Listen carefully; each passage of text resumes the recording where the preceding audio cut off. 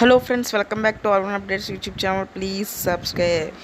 Release అవుతున్న మన మురారి అయితే దుమ్ము దులుపుతుంది సినిమా. ఇంకా మనకి ఆగస్ట్ 9th రావాల్సింది. సరే, బుకింగ్స్ అయితే ఓపెన్ అయినాయి మనకి సండే నుంచి. హైదరాబాద్లో అయితే దుమ్ము లేపుతుంది. అడ్వాన్స్ సేల్స్లో ఫాస్టెస్ట్ రిలీజ్ 1 crore కలెక్షన్ అయితే అప్పుడే వచ్చేసింది, రావడం జరిగింది. సో మనం కిందటి సంవత్సరం కానించి 2022 కానించి మన రిలీజ్లు ఫెస్టివల్ అయితే మొదలైంది. పోకిరి, ఖుషి, వర్షం అలా చాలా రిలీజ్ వస్తాయి. అందులో ఇది ఇప్పుడు టాప్ ప్లేస్లోకి వెళ్ళే chances is very very high.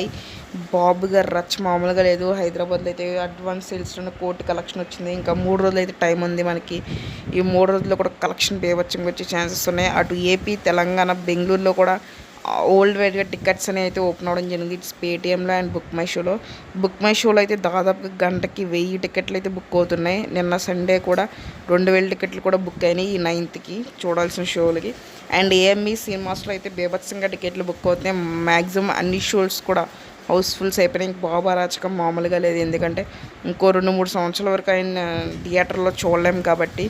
So fans అయితే మంచి మురారికి అయితే మంచి అందరూ అయితే వెళ్తున్నారు. ఇంకా నెక్స్ట్ ఏంటంటే ఈ మురారికి మహేష్ బాబు ఆడియన్స్ కాకుండా అందరు ఆడియన్స్ వెళ్ళే ఛాన్సెస్ అయితే ఎక్కువగా ఉన్నాయి. సో కలెక్షన్ మ్యాక్సిమం నా అంచనా ప్రకారం 4 కోట్లు 5 కోట్లు వచ్చినా కూడా ఆశ్చర్యపోకలేదు కలెక్షన్ ఈ రిలీజ్ మూవీకి. సో మనకి తెలిసిందే మణి శర్మ గారి music. It is musical wedding event in cinema theatre. It is very peaceful movie, entertainment movie and families కూడా వెళ్తారు. మ్యాక్సిమం టీవీలో చూసినా కూడా అప్పుడు చాలామంది మనకు ఇప్పుడు 2000లో పుట్టిన వాళ్ళందరికీ ఈ సినిమా అంటే చాలా ఇష్టం. సో అప్పుడు చూడలేని వాళ్ళందరూ కూడా ఇప్పుడు మ్యాక్సిమం వెళ్తారు. సో ఎంజాయ్ చేయడానికి అయితే బాగుంటుంది ఈ ఫ్రైడే ఈ మూవీతో. సో మరి చూద్దాం ఎంత కలెక్షన్ అయితే వస్తుంది అనుకుంటున్నారు.